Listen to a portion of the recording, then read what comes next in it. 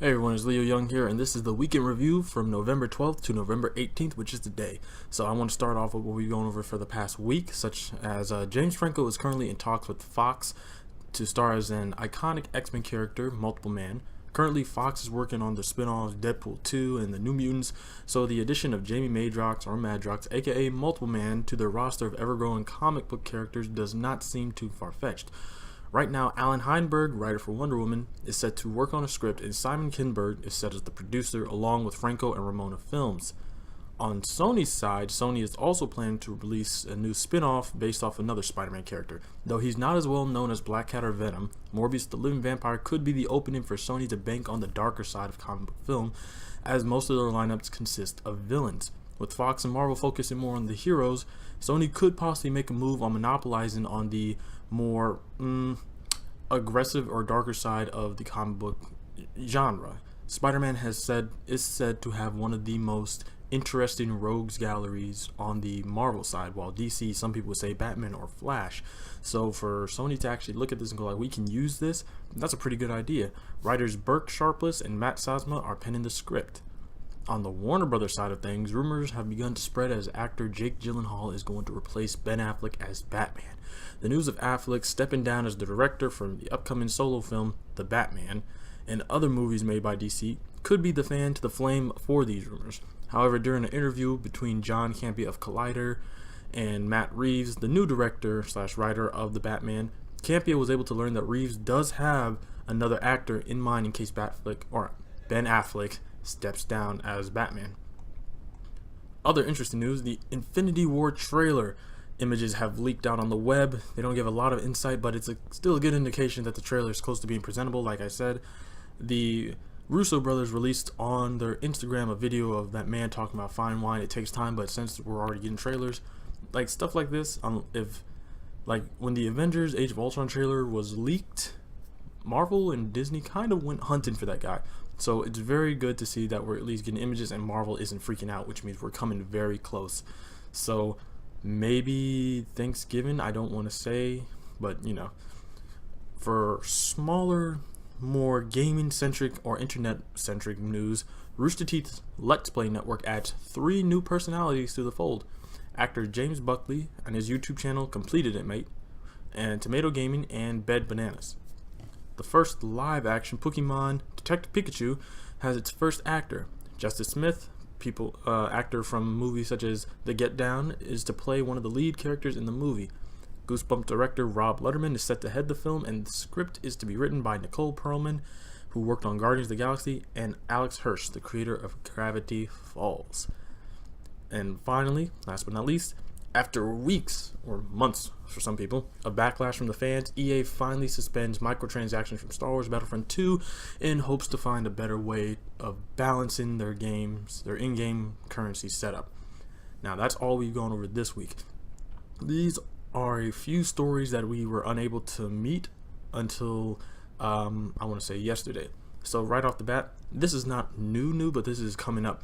Fans of Steven Universe, you do not have to wait any longer. Well, much longer at least. Though the show began releasing on November 10th exclusively for the Cartoon Network website, the show is scheduled to make a return sometime in early December.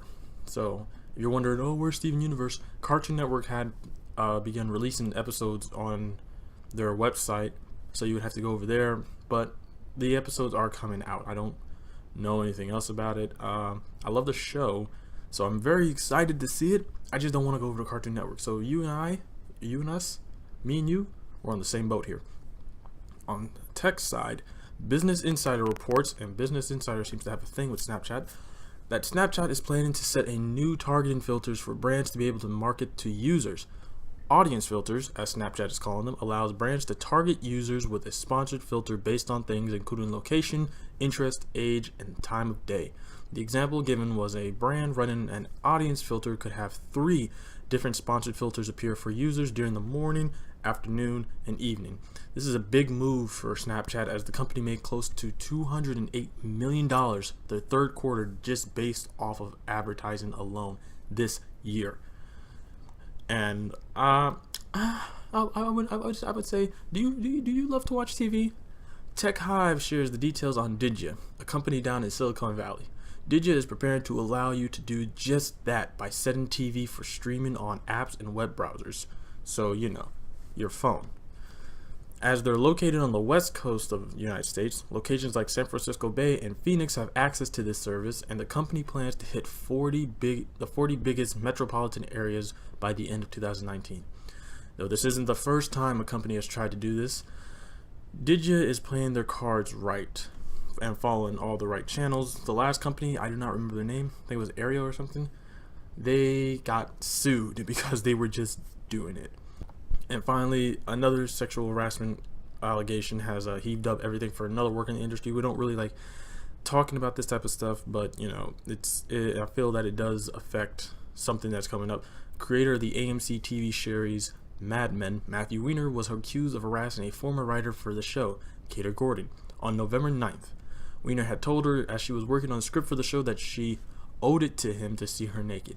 Strangely enough, none of this reached major news until, during one of Matthew's current book tours for an upcoming Amazon series, The Romanovs, during a Q&A, a woman asked a question in which Weiner had used it to deny allegations. The thing about it is, though, the woman didn't ask a question directly about the accusation, so it kind of damned him in the long run.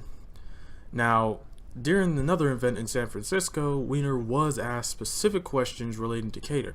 Once it was said and done, one of the people attending the event had this to say. The moderator started the event by asking Matt Weiner for his side, stating in his question that it is a he said/she said type of event where nobody will ever really know what happened other than the two people involved.